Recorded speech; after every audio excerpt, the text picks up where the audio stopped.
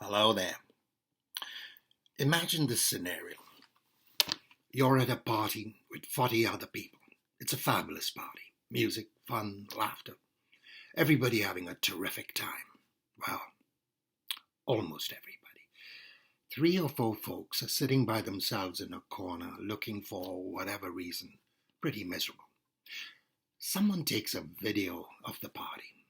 Tell me, if the only video footage shot was of those three or four rather miserable people, and someone saw the video later, what impression would he or she have of the party?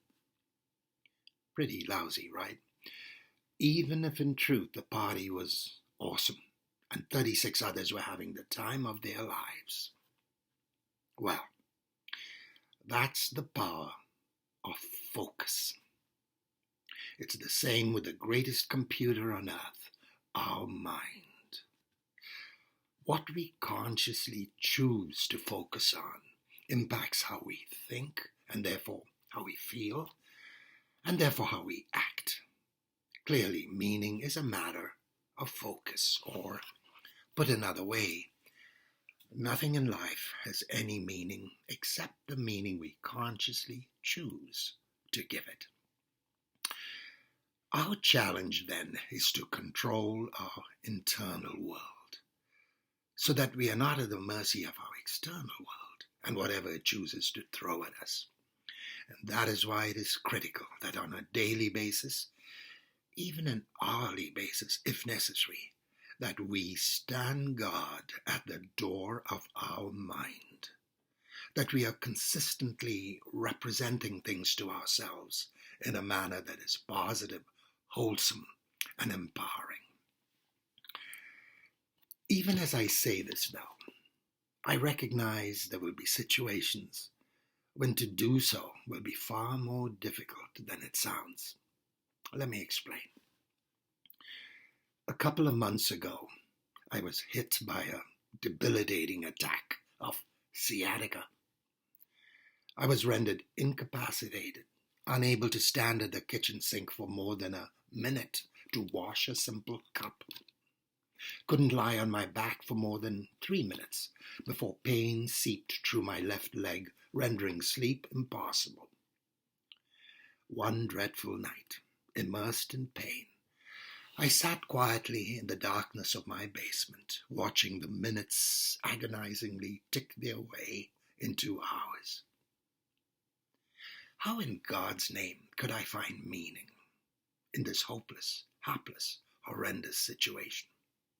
But try I did, and here's my blow-by-blow account as to how I went about it. Midnight.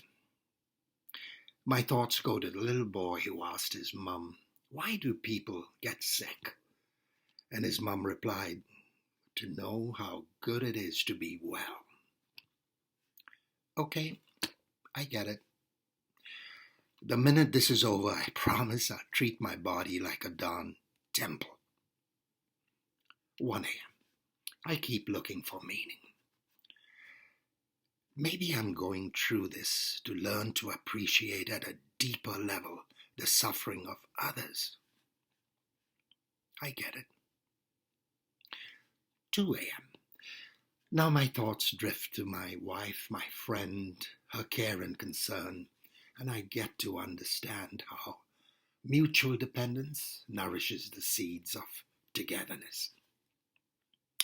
3 a.m. Still wide awake, still looking for meaning. A line keeps going through my head. Every day may not be good, but there's some good in every day. True, but right now that's a little difficult to appreciate. Words to live by, though, if I ever get through this. 4 a.m. Now I fall back on perspective. You think you have it bad, but out there's always someone suffering more than you are. Yes, but what on earth can I do about that right now? But yeah, looking at it that way helps things somewhat. 5 a.m. Now I'm at my lowest ebb. ready to pack it in. In desperation, sheer desperation, my thoughts go out to the unimaginable horrors endured by the victims of the Holocaust, and how author Viktor Frankl put it. Those special few who were able to make it through their living hell endured by finding an empowering meaning for their pain. It was then that I resolved that, if nothing else, I would continue with my humble lesson from those champions of the human spirit. I would stop with the moaning and groaning, and instead continue my search for my empowering meaning for my pain.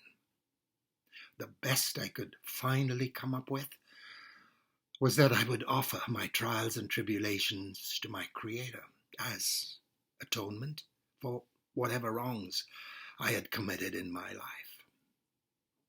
Ironically, though I was not to know it then, I was about to turn the corner. The very next day, the dreaded disease began to slowly recede, giving truth to that old adage, it is only after the night's deepest darkness that the sun begins to emerge. I too did emerge, chastened but enlightened. Where am I going with this? We all have the capacity to ascribe empowering meaning to the events of our lives, if only we recognize it and tap into it.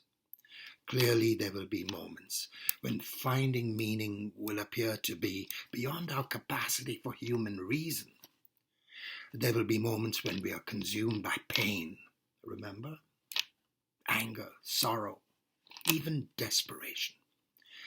But after we have seen those moments through, after we have slowly and consciously navigated our inner selves back to a semblance of calmness, resilience, and strength, we know we have been blessed with a God-given ability to control our thoughts, control them and empower them with meaning that is positive and wholesome. I leave you now with one final thought. An optimist and a pessimist are out for a stroll together. They both encounter a delectable fragrance. The optimist looks around for a garden. The pessimist looks around for a funeral home. What would you do? Thank you for watching. My name is Ivan Araujo. Do subscribe to my channel. It's free. That way we can be together again. God bless.